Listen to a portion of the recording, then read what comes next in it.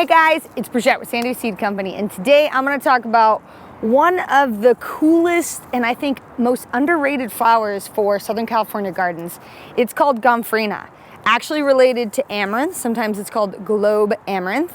It's a really rad flower and I'm going to tell you all about it. But before I do that, make sure you hit the like and subscribe button so you're notified anytime we put out a video. So, really neat flower. I wish you were here so that you could touch it. It feels like plastic. It's amazing. And this particular variety is called Strawberry Fields. You can tell why. It makes these massive clumping plants that look like little strawberry fields, basically. And they're so cute. They look like little strawberries. So why is this a really neat plant? First of all, it's so easy to grow. I mean, we start this by seed, and every spring and fall, we stick it in our garden and we just let it go to town. And it's virtually a no fuss plant. You don't have to do much else besides plant it.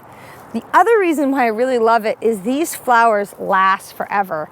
In a vase, you can cut these adorable little flowers and they will easily last a month, maybe even longer. It's insane. And that's because the flowers, much like straw flowers, are really rough, and basically like the material they're made out of is really strong, and so they're not going to fade.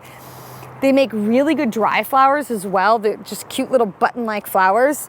So they're just really neat. I fell in love with them this last year, and now we plant them in the garden all the time. So another really neat thing about these, like many flowers, pollinators love them. You'll see butterflies land on top of these adorable little flowers, bees, all kinds of insects. You can see that they kind of change colors. We've got this like really intense red up to this like lighter muted kind of pink. They're just so neat. And for Southern California, they're really easy to start anytime.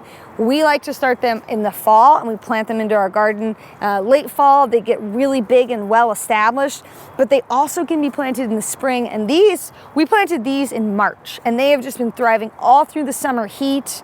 They get big, they get a little unruly, but if you're okay with having a little bit of a wild garden full of beautiful blooms, Gomphrena is the plant for you. So be sure to check it out. It's totally underrated. I don't know why more people don't plant it, but it's quickly become one of my favorites.